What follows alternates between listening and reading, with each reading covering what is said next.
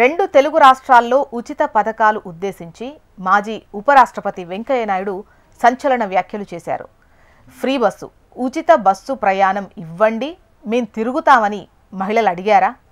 ప్రభుత్వాలు ఎందుకు ఉచిత పథకాలు తీసుకొస్తున్నాయి అని ప్రశ్నించారు. సంపద సృష్టించే మార్గం చూడాలి కానీ అప్పులు తెచ్చి ఉచితాలు ఇవ్వడం సరికాదని తెలంగాణ, ఏపీ ప్రభుత్వాలను ఉద్దేశించి కీలక వ్యాఖ్యలు చేశారు.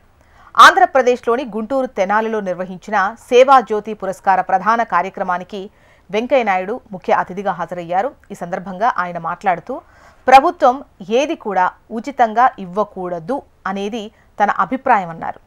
ఉచిత పథకాలు ఇస్తుంటే నాకేం నష్టం కాదు, కానీ ఉదయం ఉచిత పథకాలు ఇచ్చి సాయంత్రం మద్యం రూపంలో ప్రభుత్వాలు మళ్లీ ప్రజల వద్ద నుంచి డబ్బులు వెనక్కు రాబట్టుకుంటున్నాయి అన్నారు. ఇది నవ్వులాట కాదని భయంకరమైన సత్యమన్నారు. పేదలకు విద్య, వైద్యం మాత్రమే ఉచితంగా ఇవ్వాలని, మిగతావేవీ కూడా ఉచితంగా ఉండకూడదు అంటున్నారు.